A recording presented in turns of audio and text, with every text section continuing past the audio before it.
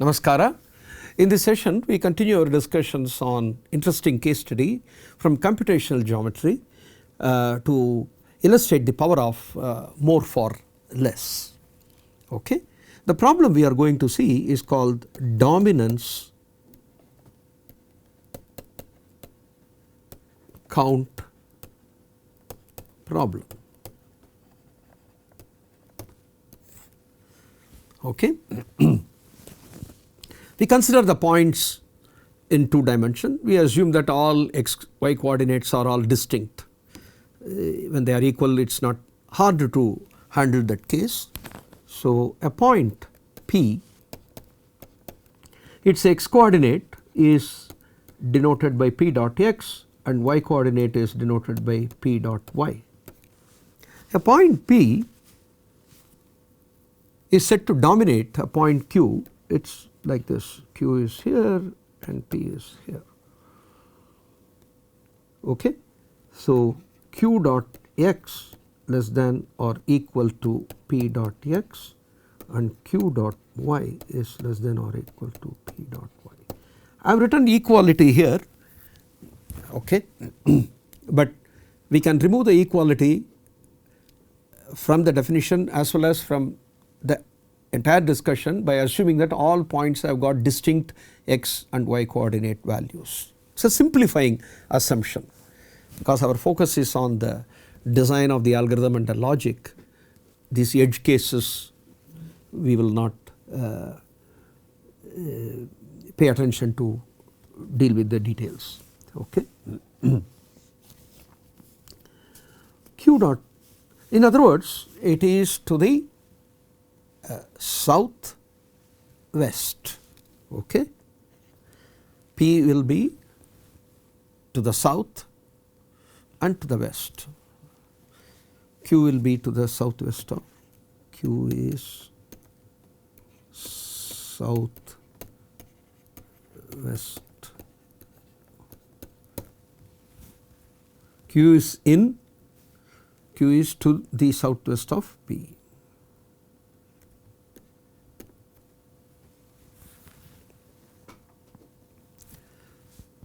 Otherwise the domination relation is not defined. Okay. So, a point may not dominate other because of other condition. For example, its x coordinate may be smaller, but y coordinate may be larger. So, if P is like this and Q is like this, okay. So, now you can see that x coordinate is smaller, y coordinate is larger, and with respect to Q and P also you can see that the x coordinate is larger, but y coordinate is smaller. Both coordinates should be small, then only we say it is dominating. Okay. Now, what we are interested in is the following. Given a set of point P, you are given n points P1, P2, Pn. Assume that they have distinct x, y coordinate values. This is just a simplifying assumption. For each point Pi, let PID denotes the dominance number. PID is the number of points in P, is the point set, number of points dominated by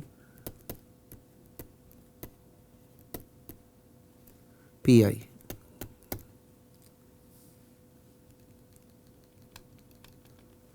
So, you can have points like this. Now, if you look at this point, this is the only point that dominates. If you look at this point, you can the 2, and if you take this point,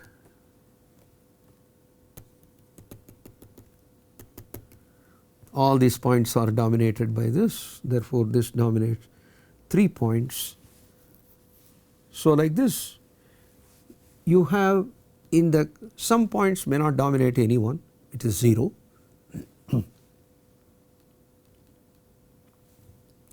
So, it is very similar to it. So, our approach and solution also will borrow some of the interesting ideas that we have done for the inversion count problem. Okay.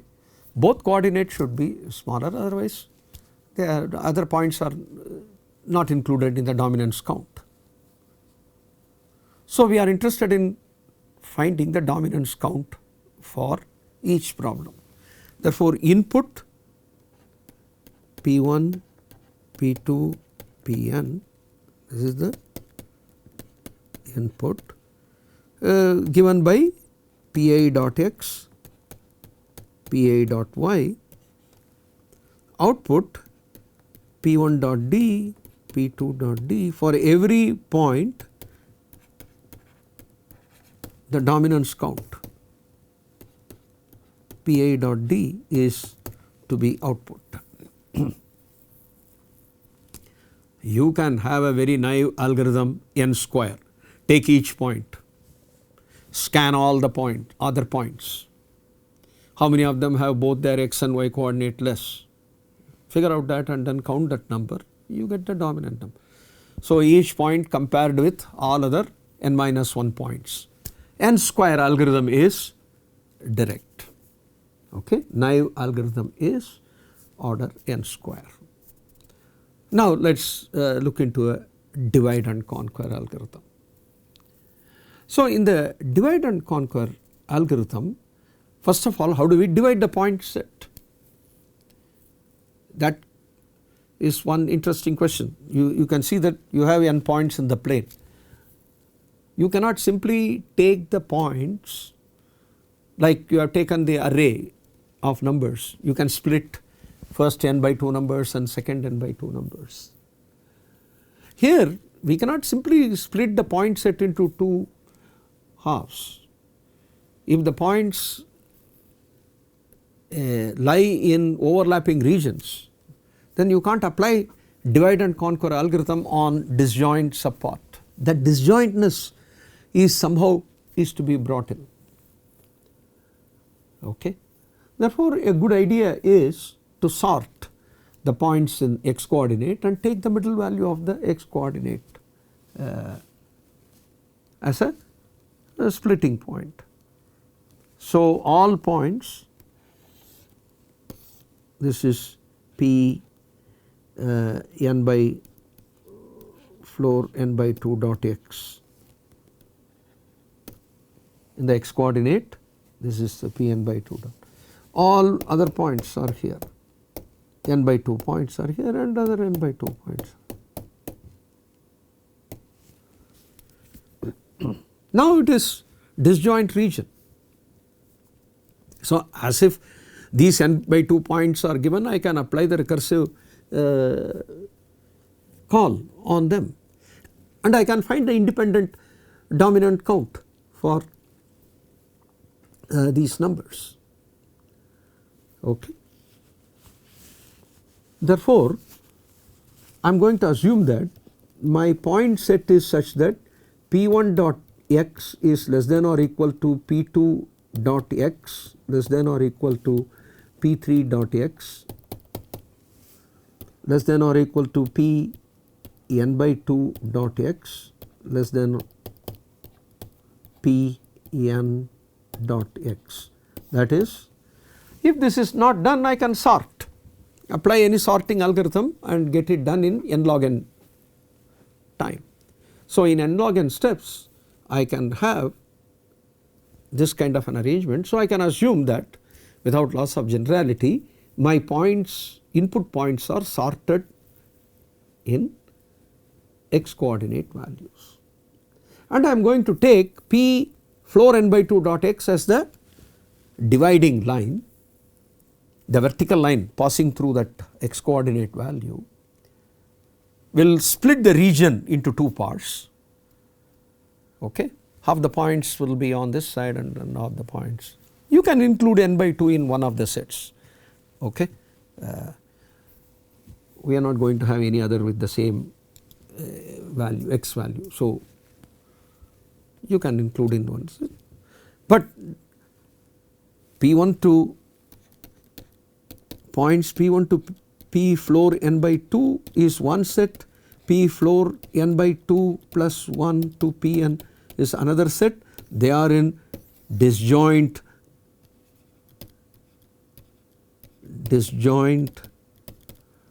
regions of the plane. We are assuming points in 2 dimension. After sorting, they are in disjoint regions. Okay. So, I can have the I can have for all these points P1 dot D, P2 dot D, Pn by 2 dot D, here also Pn by 2 plus 1 dot D recursively. So, I have computed them recursively. How do I find the dominance number of all points? Now, the dominance number of the points over here as discovered here is final. The reason is none of the points here will dominate this because their x coordinate values are larger. So, there is no one in the right half that would that will be dominated by this. So, the dominance count for these points is final. But what about the dominance count? For example, when you have considered this point in this part of the half, you might have considered probably this point and this one, 2 points. So, the dominance count of this point will be reported as 2, but it is dominating several other points. Look at these points, all these points are getting dominated, but they are not even considered. In the divide and conquer algorithm, when you are working on the right half, it will say the dominance count for this point is 2, but then there are lot of points in the first half that may add to the dominance count. How to find out which points on the left half are getting dominated by this? Again, if you do it in a naive way, for each point you have to check whether these n by 2 points, which of them are dominated, which of them are not dominated. Okay. That you have to do. Well, if you do that, that will be n by 2 times n by 2 for each point on the right half. Check all the points in the left half whether it gets dominated or not. That is n square by 4. It is quadratic, therefore, that is not a good idea. So, how do we find?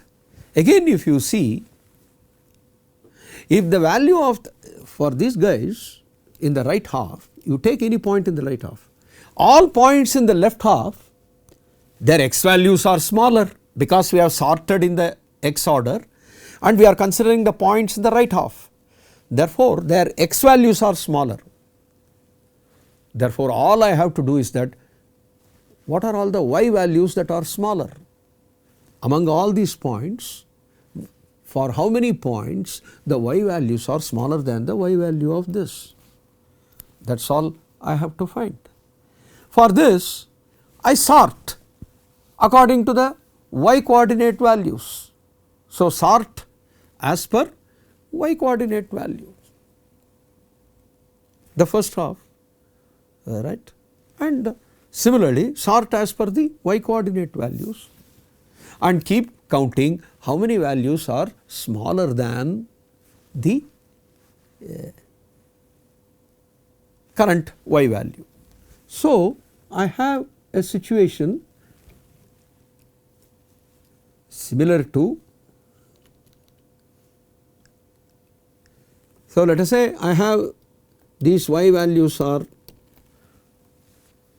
in this order, and I also have these y values in the order.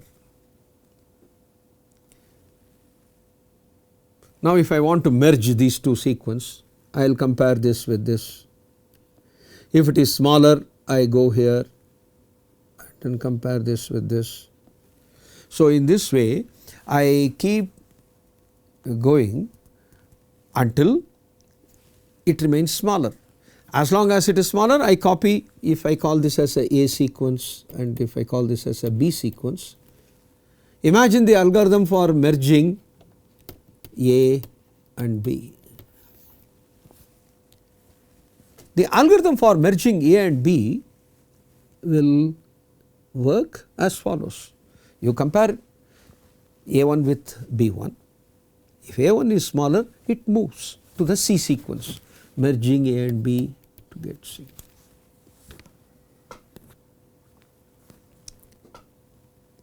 So, here is a typical step. If AI is less than or equal to Bj, then what we do in the merging algorithm is Ck equal to Ai, k equals k plus 1, I equals I plus 1. That means Ai is moved, Ai is moved to C. Now, you go to the next one, all the smaller ones will be moved, else Bj will be moved, else Ck equal to Bj, Ck equal to Bj, k equal to k plus 1, j equal to j plus 1. This is what is done typically. Okay. So, let us keep doing that. Let the smaller values have all be moved. Currently, I have a larger value. My current I is larger than Bj. All right. Since this is larger than Bj, the other I minus 1 values are smaller, and this is going to sit next in the merged sequence. Therefore, Bj dot d equal to I minus 1. Because I minus 1 values are smaller, this is what you have to do. So, while I is less than or equal to n and j is less than or equal to n or m, anything, B1 to A1 sorted, B1 to M is sorted. Okay. Now, you want to find out for every element of Bj, how many elements in A are smaller. Bj dot is number of elements in A that are smaller than Bj.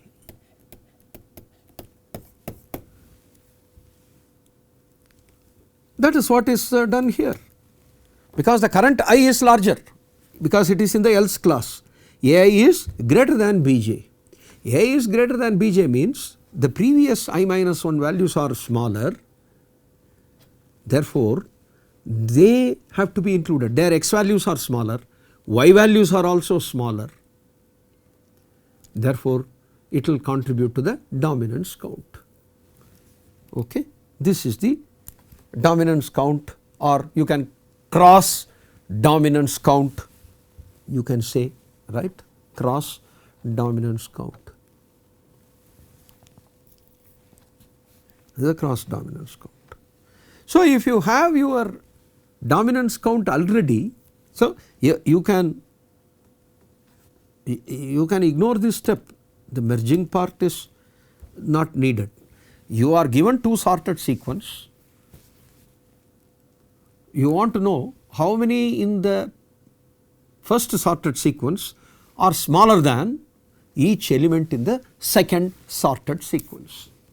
Each element in the second sorted sequence, how many elements in A are smaller than Bj, that is Bj dot. That is it. So, you can easily compute. Now, this is the only step is to be added. Okay. This is the only step to be added for the cross counting. So, let us write the pseudocode. So, input, so this is dominance count problem for P1 to Pn. Comment, point Pi is denoted by Pi dot x, Pi dot y, okay, and the dominance count is given by Pi dot d, is the number of points dominated by Pi.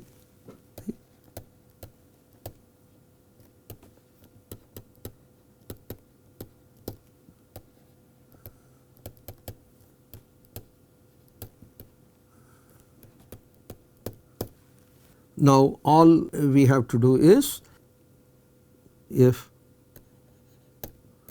n equal to 1, P1 dot d equal to 0, that is all, right. There is only one point, it does not dominate anybody, else m equal to floor n by 2, dominance count of P1 to Pm, dominance count of Pm plus 1 to Pn. This will create this outputs PID for 1 less than or equal to I less than or equal to m. This creates PJD, same, just I am using a different index, it is in the m plus 1 less than or equal to j less than or equal to n. So, you have these dominance counts are available. We have seen that dominance count of the first half is final, the dominance count of the second half is to be computed. In order to compute the dominance count for the second half, what we do is that sort P1 to Pm by y coordinate and call that sequence as, and call the sequence as P1 dash Pm dash. So, this is the points sorted in the y coordinate. Similarly, sort Pm plus 1 to Pn by y coordinate and call them as Pm plus 1 dash Pn dash.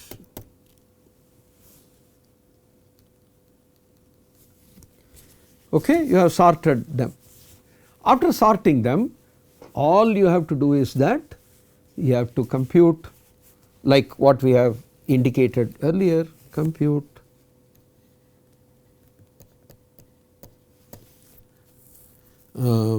cross domination count. Okay.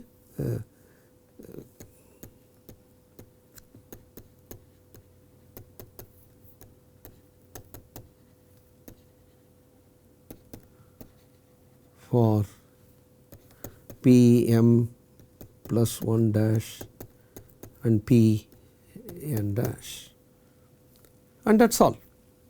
For every point it is the domination. For the first half the domination need not be updated.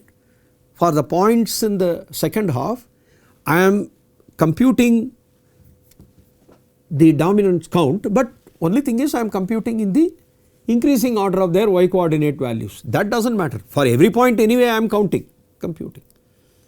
So, for each point its d component is the dominance count. So, you can now output P1 dot d, P2 dot d and Pn dot d. They are computed in different order in the algorithm, but finally, so this should not the cross domination we have already seen how to do, right, linear algorithm, but these are the n log n steps.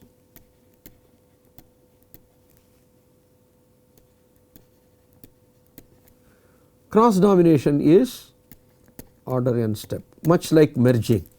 We do not have to merge, we have to find out how many in the first sequence have their values smaller than the values in the second sequence. So, concentrate only on the y values and run that algorithm, cross domination algorithm, CD algorithm, compute the cross domination count for only this second half. So, how do I make it now more for less? It is very simple. Okay. The input is okay, the complexity is therefore, the complexity is T of n is 2 times T of n by 2 plus O n log n. Therefore, this will be O n log square n. How will you make it more for less? How will you make it more efficient? More for less. So, what is that you want now? Input a set of points P, P1, Pn, where P1 dot x less than or equal to P2 dot x less than or equal to Pn dot x. What is the output now? Output is P1 dot d, P2 dot d, Pn dot d and P1 dash, P2 dash, Pn dash, where this sequence of points where P1 dash dot y is less than or equal to P2 dash dot y less than or equal Pn dash dot y. This is of no use for us, anyway we can ignore that output, but we will take that as a output. More, I am demanding in addition to my dominance number, I want the same point set available in the sorted y coordinate order. That is my additional requirement. I add that, but when I add that, my algorithm becomes n log n algorithm. The reason is you do not have to do the sorting by y coordinate, they are available by recursive call. So, that n log n step is gone and only merging step, okay, merging and cross counting, both of them are order n. So, in this way we will be able to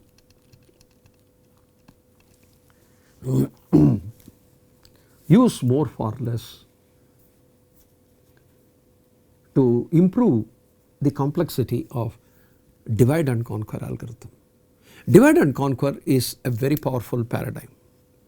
It had significant historic importance, solved several problems in an unusual and in a very clever manner, leading to efficient solutions.